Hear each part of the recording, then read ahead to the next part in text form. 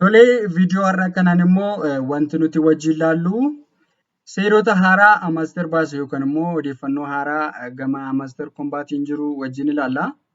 Akkuma beekamu maaster kombaat nuffii meeqa booddee amma seeptembarii 26 yookaan immoo guyyaa 18 kan hin caalle booddee liistii ni ta'a.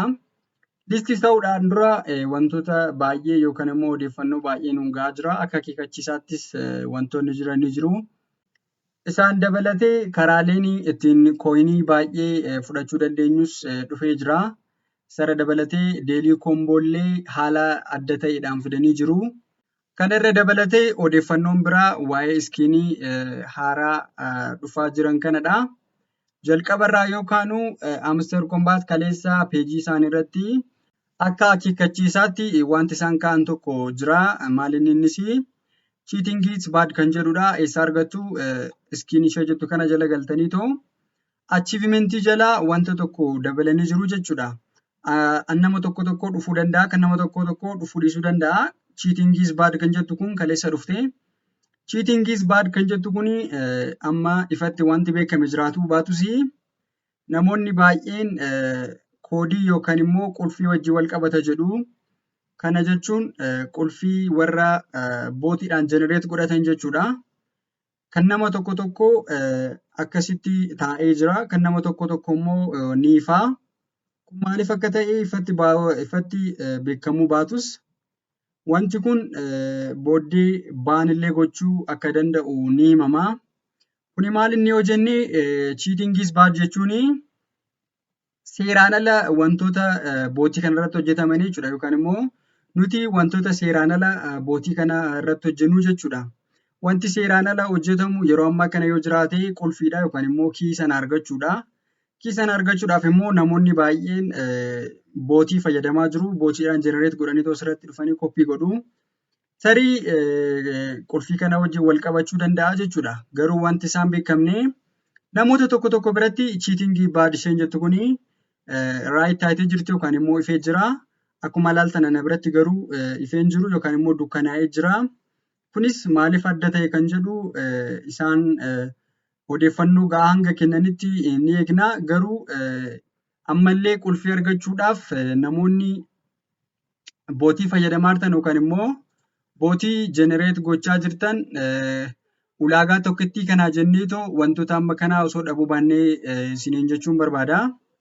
Maaliif qulfii kanaaf jenneetoo dadhabbii hangammaa dadhabne kana osoo dhabuu baannee gaariidha. Qulfiin kun hanga dandeessan taphattanii hunda taphachuu otoo hin taane osoo hanga dandeessan illee taphattanii baay'ee gaariidha jechuudha. Kanaafiyyuu wantoota seeraan ala ta'e irraa bootii kana irratti fayyadamuu irraa osoo of eeggannee baay'ee gaariidha. Nuffii baay'ee booddee guyyaa 17 yookaan 18 booddee liistii waan ta'uufiyyuu dadhabbii keenya hangammaa kana bishaan akka hin nyaachisnee bootii kana irratti of eeggannoo guddaa gochuu qabna jechuudha. Akkuma beekamu qulfiin kun yookaan immoo kiin isheen kuni ulaagaa keessa ni jirti yookaan immoo tookinii kan argachuudhaaf ulaagaa isaanii keessaa ulaagaa dhumaa jirti. Ulaagaa dhumaa irratti argamee jira. Kun ta'uus ulaagaa tokkittii kana jenneetoo hojii hangammaa hojjenne kana dhabuun baay'ee filatamaa miti jechuudha. Odeeffannoon lammaffaan immoo gama maasteriin kan jiru waa'ee deelii koomboo kanadha. Deelii koomboo kana guyyaatti kooyinii miliyoona 5 argachuudhaaf kan nuti hojjennudha. Yeroo ammaa kana garuu kooyiniin nuti deelii koomboo kana fudhachuudhaaf hojjennu kooyinii baay'ee nu gaafata. Kanaafiyyuu yeroo kooyinii baay'ee nu gaafate kanatti yoo dhiisneetoo bira dabarreeyyuu rakkoon qabu jechuudha. Maaliif yeroo ammaa kana dhumaa waan jiruufiyyuu fakkeenyaaf amma osoo deelii koomboon ishee kana ta'e yookaan immoo teelegiraam taap everii kana otoo ta'e 5,000 argachuudhaaf dheetoo miliyoona 88 baasa. Kun immoo faayidaan qabu. Kanaafiyyuu yeroo deelii koomboo fudhachuudhaaf kooyinii baay'ee isin gaafate yoo bira dabartanis rakkoon qabu jechuudha. Kanaafuu deelii koomboo fudhachuudhaaf jenneetoo kooyinii baay'ee yoo balleessuu baannee gaariidha jechuudha. Kana profit per hour keenya guddisuudhaaf yoo ofitti fayyadamne nu wayyaa jechuudha. Hanga 5,000 miliyoona 5 fudhachuudhaaf balleessinu kana jechuudha. Odeeffannoon gama maasteriin jiru inni sadaffaa maaliin yoo jenne karaalee ittiin kooyinii dabalataa yookaan immoo kooyinii baay'inaan argatanidha. Odeeffannoon kun kan fayyadu yookaan immoo odeeffannoon kun kan irraa fayyadamanii warreen leeveliin isaanii giraand maasterii fi isaa gadi warreen jiranidha yookaan immoo warreen loordiidhaa gadi ta'an baay'ee ni fayyada jechuudha. Isaan maal godhu kooyinii kana dabalataan yoo argatanii ittiin leevelii isaanii hin guddifatu jechuudha. Karaalee kooyinii baay'een ittiin argamu kun tokkoffaan miinii geemsii jettu kana jala galtanii miinii geemsii jala galtanii miinii geem ishee jettu kana jala erga galtanii booddee eksaabazil ishee jettu kana jira. Eksaabazil kana taphachuudhaanii kooyinii baay'ee argachuu dandeessu jechuudha. Karaa sirraanii yoo xiqqaate daqiiqaa 30 keessatti kooyinii baay'ee argachuu dandeessu jechuudha. Haalli tapha ishee kunoo akkuma agartan kana akkasitti isheewwan kana fuutaniitoo as gubbaa gochuudhaan walitti baay'istaniitoo karaalee ittiin kooyinii baay'ee argattanidha jechuudha. Kunoo akka ala argaa jirtan kanaan akkasitti taphatamaa jechuudha. Isheewwan kanaan kooyinii guddaa karaa itti argattan isa kanadha jechuudha.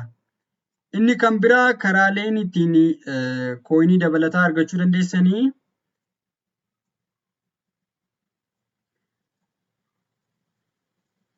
haala kanaan kooyinii dabalataa karaa ittiin argattanidha jechuudha. Inni lammaffaan karaaleen ittiin kooyinii dabalataa argachuu dandeessan. Inni lammaffaan karaan ittiin kooyinii dabalataa argachuu dandeessan ishee kana duubatti deebitanii too exit ishee jettu kanaan duubatti deebitanii playground ishee jettu jala galtu. Playground erga jala galtanii booddee kunuas game ishee jettu kana jala galtu jechuudha. Game ishee jala erga galtanii booddee kunoo ishee Flav Crusade ishee jettu kana Flav Crusade kana jala galtanii too geemii taphattanii qulfii illee isiniif kennaa. Qulfiidhaan dabalatti immoo qulfii tokkoof gara miliyoona 11 kooyinii isiniif kennaa. Kanaafiyyuu qulfii 8 kanarraa gara miliyoona 88 ol argachuu dandeessu jechuudha. Kanaan leevelii keessan guddifachuu ni dandeessu. Kooyinii baay'eellee karaa kanaan argachuu ni dandeessu jechuudha.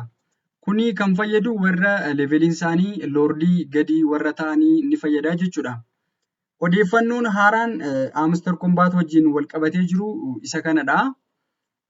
Kanan isin yaadachiisuu barbaadu keessaa inni tokko immoo yeroo gaafa Seepteembarii 26 yookaan immoo hangasitti viidiyoo bal'aa hojjechuu nan danda'a. Hanga Seepteembarii 26 kun ga'utti wanti isin irratti qophaa'uu qabdanii waan itti karaa itti withdraw gootanidha. Karaan itti withdraw gootanii kaastidiyaalee otoo ta'ee baay'ee murteessaadha. Nan kaastidiyaalee irraa. Kaastidiyaalee jechuun warreen akka OKX, Bybit isaan kanarratti otoo withdraw godhatanii yookaan immoo isaan kana wajjin osoo connect godhatanii baay'ee gaariidha jechuudha. Maaliif yeroo tookeniin kun nuuf kennamu carraa jalqabaa warra argatan warra exchangeota yookaan immoo warra kaastidiyaalee waan ta'eef iyyuu carraan jalqabaa isaa waan ga'uuf iyyuu warri toonkiipperii fa'aa yookaan immoo warreen nan kaastidiyaalii ta'anii booddeetti waan hafaniif iyyuu carraan kun jalqabatti kan fayyadamanii warra exchange waan ta'eef exchange keessan otoo siitaap gootanii yookaan immoo otoo qopheeffattanii yaada jedhuun qaba. Viidiyoon keenya har'aa waa'een Amaaster wajjin wal qabatu kana fakkaata. Gaaffii fi yaada qabaattan koomentii jala kaa'uun dagatiina. Viidiyoon keenya har'aa kana fakkaata. Waan nu wajjin turtaniif galatoomaa.